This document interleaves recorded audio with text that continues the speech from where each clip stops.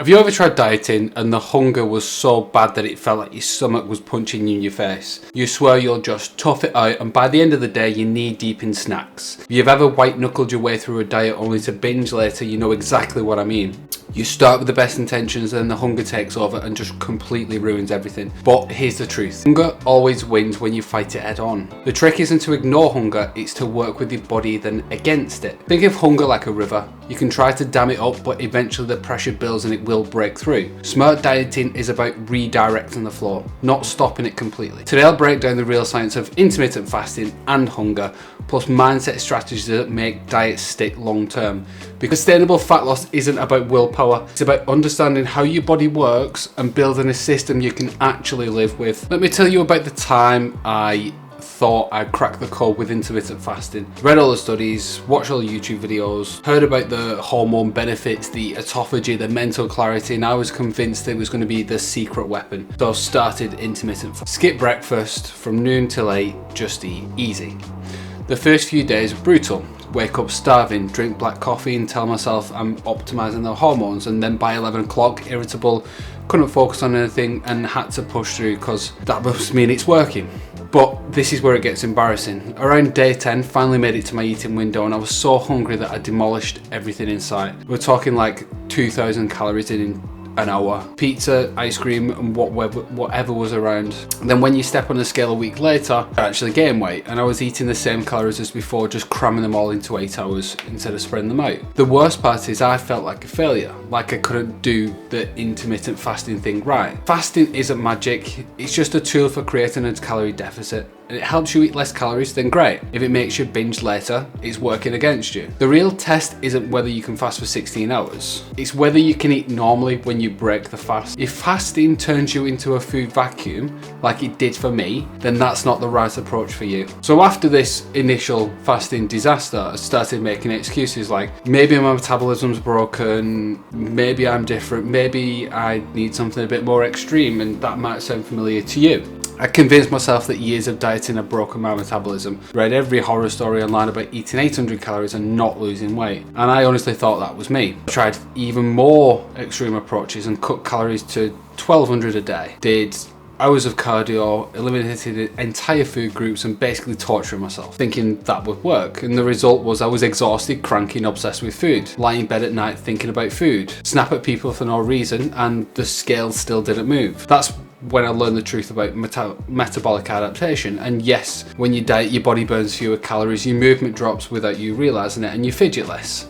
So you do fewer steps, your body tries to conserve energy because it thinks you're going through a famine. But here's what people miss. That doesn't mean you're broken, it just means your body's working right. So a 190 pound person needs fewer calories than a 230 pound person. That's not a damaged metabolism, it's just physics. It's just a reality to accept. So here's the shift that changed everything for me. You're not broken, you're just smaller. Your body's doing exactly what it's supposed to do. The problem is expecting to eat like your old weight and maintaining your new weight. Instead of fighting it, learn to work with it.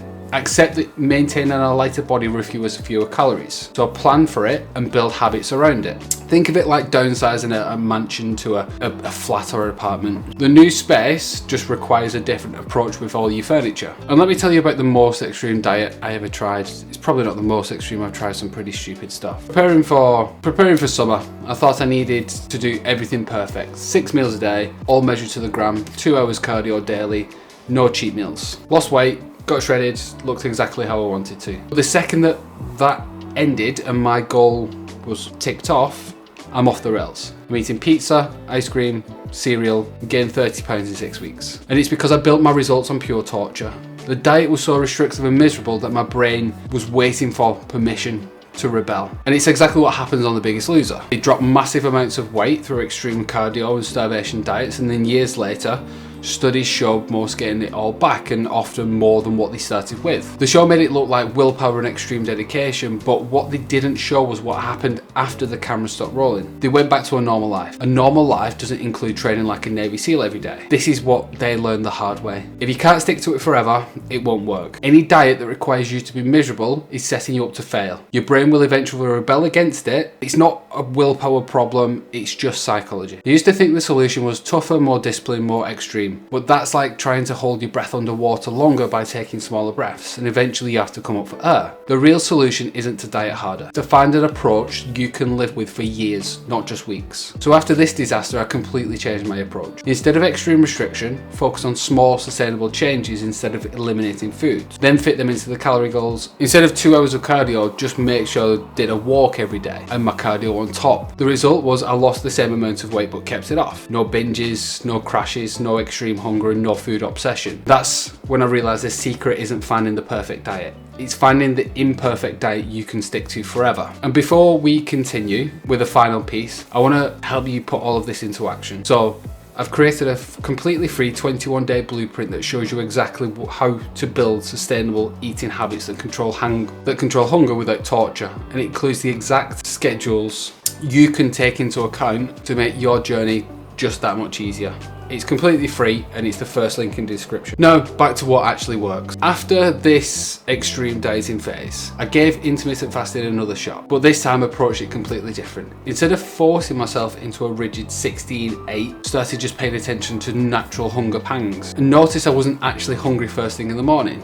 I was just eating breakfast because I thought I was supposed to. So I actually started having my meal at like 9-10 o'clock when I actually felt hungry, not because of some protocol. And that was a game changer. Instead of fighting hunger, work with it. Intermittent fasting works for some people, but it's not magic, and it definitely doesn't work for everyone. Some of my clients do great with fasting. They naturally prefer larger meals less frequently. They don't get hangry when they skip breakfast, and for them it's the perfect tool. But others, they turn into monsters when they fast and they can't focus at work. They snap at the families, they become obsessed with food all morning and then binge when it's finally time to eat. Fasting isn't a test of willpower, it's supposed to make your life easier, not harder. If skipping breakfast makes you irritable, prone to overeating, don't skip breakfast. If eating smaller, more frequent meals keeps you satiated and on track, do that instead. The goal isn't to follow someone else's protocol perfectly, the goal is to find what works for your body, your schedule and your life. It's a tool in a toolbox. It's a hammer for nails, but